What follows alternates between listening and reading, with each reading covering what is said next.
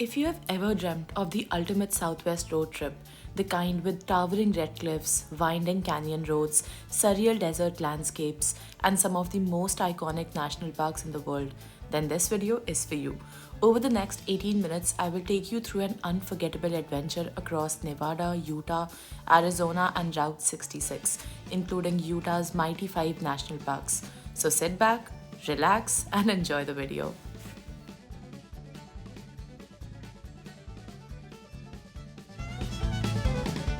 Hi guys, trip time! Our adventure officially began with a flight from New York to Las Vegas. There's always something exciting about landing in Vegas. Even before you step outside the airport, you can already feel the energy of the city. Bright lights, slot machines everywhere, and people arriving ready for a vacation. But for us, Vegas was just the starting point of something much bigger. Party ready! After checking into our hotel, which was Treasure Island, we got ready for the night and went out for dinner at an Italian restaurant called Allegro, which was in Wynn Hotel. Fun fact, this is Wynn lobby and all these flowers that you see, they're all real flowers. On our way back, we grabbed some groceries for the road trip ahead, and honestly, grocery shopping on a trip feels like a ritual at this point. We called it an early night because the real adventure would begin the next morning. The next morning, we picked up our rental car and officially started our Southwest road trip on a very positive note. Driving out of Vegas was such a cool transition. Slowly, the giant hotels disappeared behind us and the desert landscapes took over. Mountains started rising in the distance. The roads became quieter and every mile felt more scenic than the last one. Our destination was Zion National Park, but before entering the main canyon, we explored the quieter side of Zion, which is Kolob Canyons. Welcome to Zion! And honestly, this area felt underrated. Massive red cliffs surrounded us in every direction, and the drive itself looked straight out of a movie. We decided to do the Timber Creek Overlook Trail, which is a short and easy hike with a huge reward at the end. At the overlook, the views opened up into layers of red mountains, rugged cliffs, and endless desert valleys stretching far into the horizon. The air felt crisp, the silence felt peaceful, and it was one of those moments where you just stop talking for a second and take it all in. Fun fact, Zion National Park receives millions of visitors every year, but Kolob Canyons gets only a small fraction of that crowd, which is why it feels so calm and untouched. By the evening, we headed back feeling excited for what would probably be one of the biggest days of this trip. We bought some essentials at Target and then checked into our beautiful Airbnb in Hurricane. This was day 3 and we have been really waiting for this day. We woke up super early to catch the very first shuttle inside Zion National Park, which was at 7 am. The shuttle runs every 5 to 10 minutes, but we targeted on catching the first shuttle. If you arrive late, you will not get parking inside the park and you will have to park your car in Springdale's and take a shuttle to the park from there. And honestly, getting an early start here is completely worth it because the park becomes extremely crowded later in the day. Our goal was the legendary Angel's Landing and Emerald Pool trails. We got off at shuttle stop 6 and started the hike early in the morning. The trail began with a steady climb, and very quickly we realized why this hike is so famous. Towering canyon walls surrounded us, the Virgin River flowed below, and every turn revealed another unbelievable view.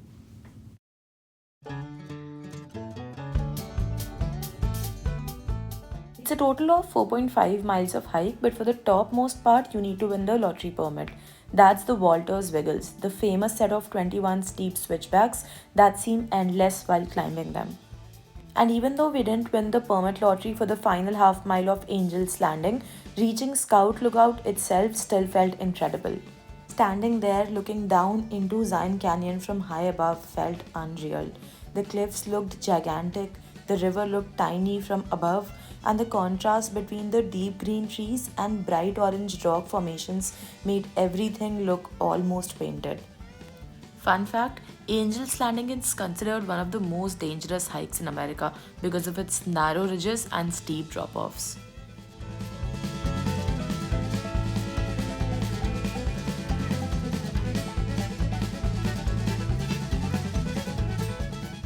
And this is the point beyond which you need permit to do that hike. That's the topmost point of Angel's Landing. After taking in the views and resting for a bit, we headed back down and made our way towards the Emerald Pools Trail. And this part of the day felt much more relaxing. Compared to Angel's Landing, this trail was easier on the legs, especially because most of the route involved descending stairs instead of climbing uphill. We walked past little streams, shaded pathways, and beautiful rock walls dripping with water. I would recommend doing Emerald Pool while descending from Angel's Landing because in this way the trail will be downwards versus if you do the opposite when the trail would be upwards, steep, and full of stairs. You can see in this video the people who chose to stop at Shuttle Stop 5 and do the Emerald Pool first and then Angel's Landing have to climb so many stairs. Guys, it's 10:36 a.m.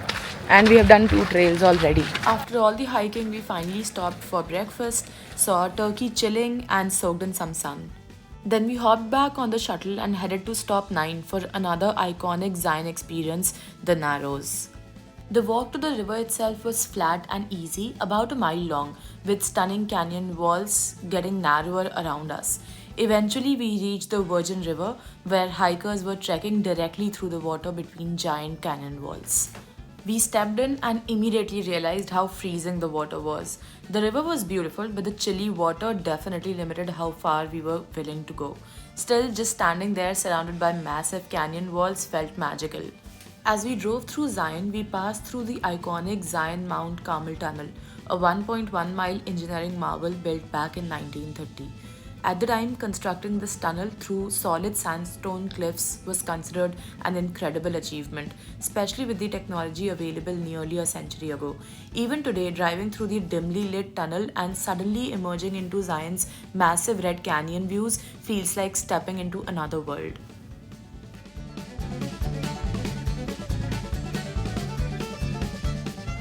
Evening, we drove to Pioneer Park to watch sunset from Dixie Rock. It felt like the perfect ending to one of the most adventurous days of this trip. This place also felt like we were not a part of the planet Earth. Next morning, we had breakfast at this amazing place and then continued deeper into Utah and headed towards Bryce Canyon National Park.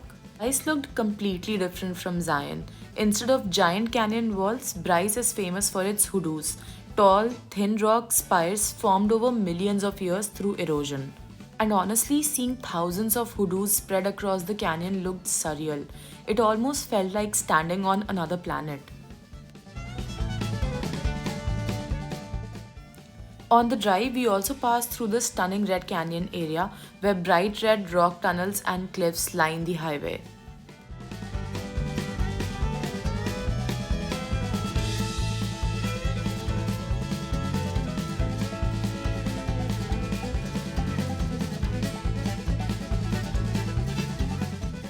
Fun fact, Bryce Canyon actually isn't technically a canyon, it's a series of natural amphitheaters carved into the edge of a plateau. The fun fact, Bryce Canyon National Park features the world's largest concentration of hoodoos.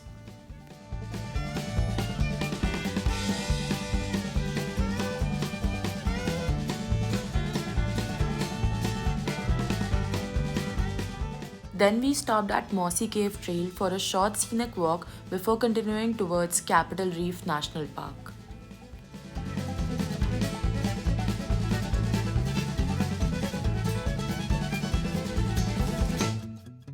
Capitol Reef felt quieter and less crowded compared to Zion and Bryce, but honestly that made it even more beautiful. We did the Hickman Bridge trail hike, which led us to a massive natural bridge carved into the rock. Trail to Hickman Bridge started off peaceful and stunning, with canyon views around every turn. But being the only 2 people hiking towards the bridge made the silence feel a little scary and adventurous at the same time. And that's the Hickman's Bridge. Yes, we didn't go until the bridge because we were really scared. It's late evening, we started driving towards Moab, which would be our base for the next adventure-filled day. And of course, we saw a very beautiful sunset. Oh my god, look at that. On day 5, we started early again because Utah hikes and midday heat are not a good combination. Our first stop was the famous Delicate Arch hike inside Arches National Park. This hike was honestly one of the highlights of the trip. The trail slowly climbed over slick rock terrain with wide open desert views all around us. And when we finally reached the Delicate Arch, it looked even more impressive in person. Fun fact, Delicate Arch is one of the most recognizable natural landmarks in the entire United States and even appears on Utah license plates. Honestly, my videos are not doing justice to what this place actually felt like. We saw some more arches before we finally saw the Delicate Arch. And there it was, gigantic and incredible. After this, we explored more iconic spots like Balanced Rock and Double Arch. Balanced Rock genuinely looked impossible, like gravity had somehow stopped working here. Double Arch looked like a huge bubble. Then we took a lunch break in Moab, grabbed some food, relaxed for a bit, and then drove towards Canyonlands National Park. At Canyonlands, we visited the incredible Mesa Arch viewpoint. Standing beneath the arch while looking out over the massive canyon below felt unreal. Layers upon layers of rocks stretched endlessly into the distance. The southwest somehow kept getting bigger and more dramatic every single day. Before leaving town, we stopped at a local coffee shop, grabbed some caffeine for the road, and then began the long but scenic drive to Page.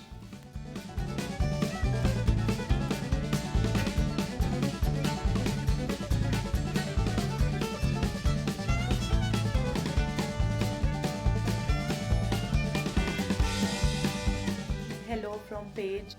Day 6 felt like stepping into a wallpaper.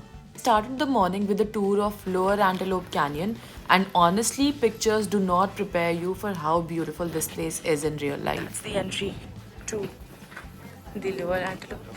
Do you see the difference in the texture of the inner and the outer wall of the canyons?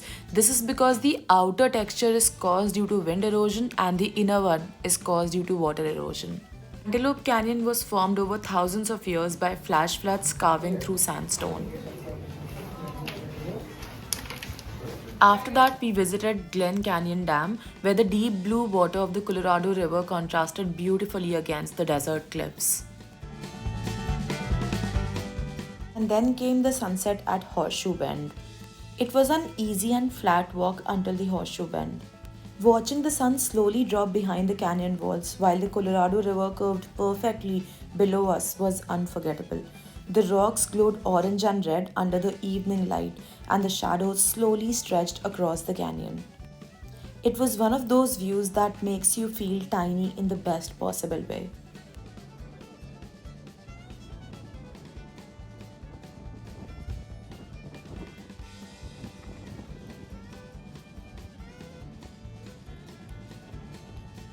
On day 7's morning, we drove towards one of the most iconic natural wonders in the world, Grand Canyon National Park.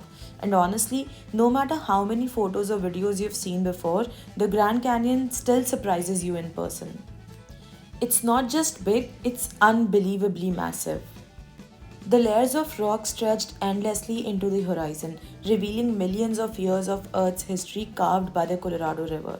Fun fact, the Grand Canyon is over 270 miles long and up to 18 miles wide. We spent time stopping at different viewpoints, just trying to absorb the scale of everything around us. We had a quick snack at one of the lodges and then started towards Route 66. Later that evening, we stayed near the historic Route 66 area and explored the restaurants and shops along the road. The place was full of old school diners, neon signs, and road trip energy. On day 8, we had Sedona on the list. We first saw the Cathedral Rock, one of the most famous landmarks in Sedona, and then we headed for the Devil's Bridge trail hike. The natural sandstone bridge suspended over the landscape looked incredible. And yes, getting photos there definitely required some patience because everyone wanted that iconic shot. Yep, that's the bridge.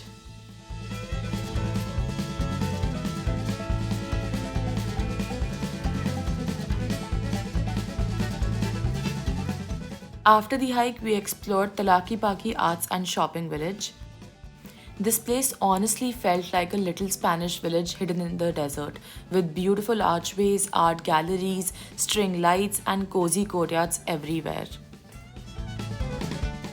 I also saw a lot of shops depicting Indian art and culture.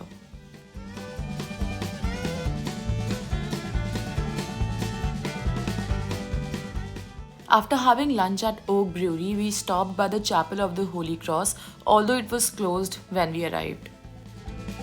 And finally, we ended the evening at Bell Rock, watching the colors of the red rocks slowly deepen as the sun began to set. Hello from Seligman. On the final day, we drove from Sedona towards Vegas, making a few memorable stops along the way, including the iconic Route 66 town of Seligman. Seligman felt quirky, colorful, and full of vintage road trip charms.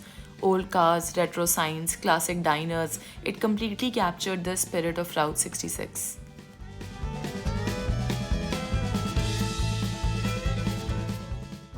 We also stopped Hoover at Dam. Hoover Dam, which was honestly impressive to see in person. The twist was that we stopped on the opposite side of the dam. See here. Yep, that on the opposite side is the dam. We are back to Vegas.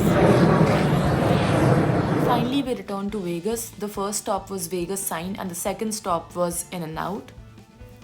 Then we spent a couple of more hours soaking in the energy of the city before heading to the airport for our flight back to Newark.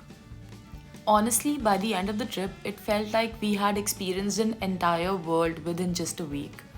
This Southwest road trip truly felt like an adventure movie brought to life. If you like this video, please don't forget to like, share, and subscribe to my channel. I'll also be posting detailed videos of every national park very soon. Thank you so much for watching. Bye.